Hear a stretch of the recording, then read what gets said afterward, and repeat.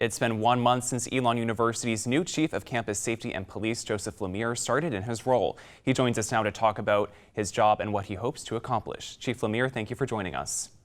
Thank you for having me. So to start, based on your first month so far, what do you see as the biggest threat to the community, and what will you do to address it? I don't know if there's any one thing that is the biggest threat. I think what is drawing the most attention right now is law enforcement interactions with the community, race relations, law enforcement actions that we take. Earlier in the year, before my arrival, there was the incident of the caravan vehicles that came through campus, people yelling stuff out. I think that atmosphere is one of the bigger threats, because it's not the verbal behavior necessarily, although it's offensive what some people were yelling.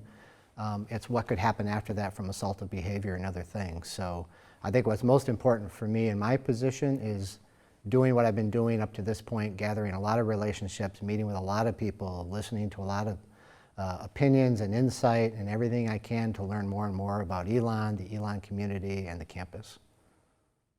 And going off with working with the community, how do you plan on building trust between yourself and Elon students, specifically students of color, and specifically during a time where tensions between police and communities are high?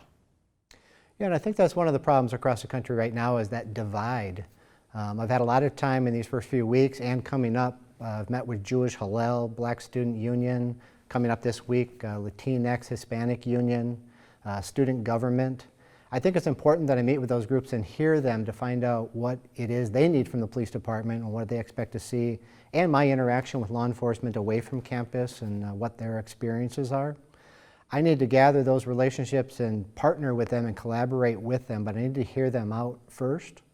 What I've always prided myself on, and I would counsel other chiefs to do the same, is don't manage by crisis. So I had a great relationship both in Milwaukee and Oshkosh with the LGBTQIA Resource Center, Black Student Union, Latinx, Hispanic.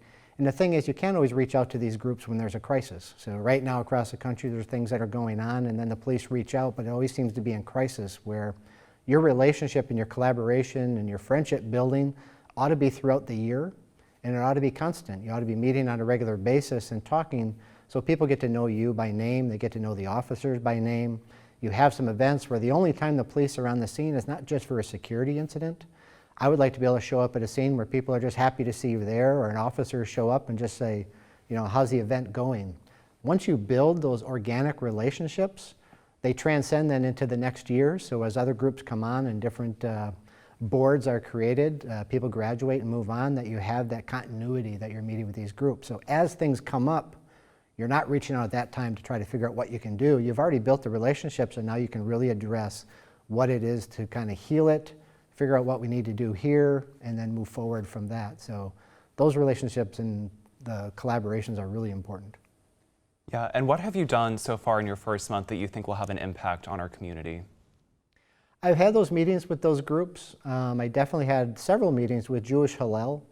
And I think as the students get to know me as a person, and I get to know them as a person, I think that's really important. I also reached out to Dr. Randy Williams, because I think Dr. Randy Williams has great relationships, obviously, with underrepresented groups. And sometimes with a police department, you can't just will yourself to collaborate with people. They have to want to collaborate with you. So over time, and what I've done by these initial relationships and these initial meetings, is build trust with people so they're willing to meet with you. You have to have that piece first. I can't just say, well, I want to partner with, say, Black Student Union and force myself into the room. That's not really how collaboration and friendship and partnerships work. You have to kind of build up that credibility and that trust.